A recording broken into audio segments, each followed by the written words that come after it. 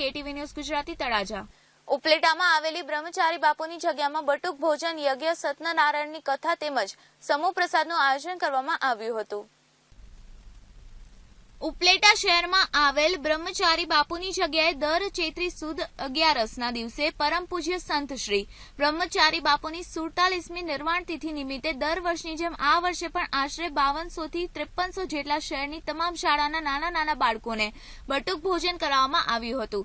તેમજ યજ્ઞ હવન સત્યનારાયણ ભગવાનની કથા તેમજ સાંજે 5 વાગ્યાથી રાત્રિના 8:30 વાગ્યા સુધી સમૂહ પ્રસાદનું આયોજન કરવામાં આવ્યું હતું, જેમાં આશરે 14 થી લઈને 15000 જેટલા શહેરના ભક્તોએ પ્રસાદનો લાભ લીધો હતો અને બ્રહ્મચારી બાપુની આ 47મી નિર્વાણ તિથિ નિમિત્તે પૂજ્ય બ્રહ્મચારી બાપુ હયાત થયા ત્યારથી આશરે 54 વર્ષ સુધી બટુક ભોજનનું આયોજન કરવામાં આવે છે અને બ્રહ્મચારી બાપુ સન 1971માં આ જગ્યાએ જીવતા સમાધિ લીધી હતી। તેઓ પૈસાને હાથ પણ અડાડતા નહોતા।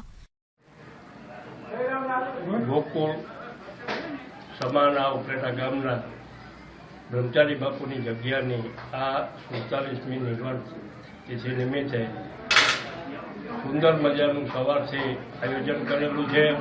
એમાં ટ્રસ્ટી તરીકે હું ગોવિંદભાઈ ડેર, અમારા પ્રમુખ ઉકાભાઈ બારૈયા અને ગામના તમામ નાગરિકોના સહકારથી આજે સવારથી આમ તો બટુક ભોજન ન કહેવાય પણ છતાં બટુક ભોજનના નામે ચાલે અને સાંજ સુધી બટુક ભોજન ચાલુ જ રહે છે।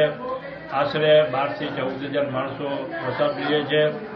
સુંદર મજાનું આયોજન છે અને દર વર્ષે રાબેતા મુજબ જે સ્થિતિથી ચાલે છે એ સ્થિતિથી જ અમે આ બધું આયોજન કરીએ છીએ અને સરસ મજાનું આયોજન ગામ પણ સહકાર આપે છે, સહકાર પૂરો આપે છે અને સરસ મજાનું આયોજન અમે કરીએ છીએ।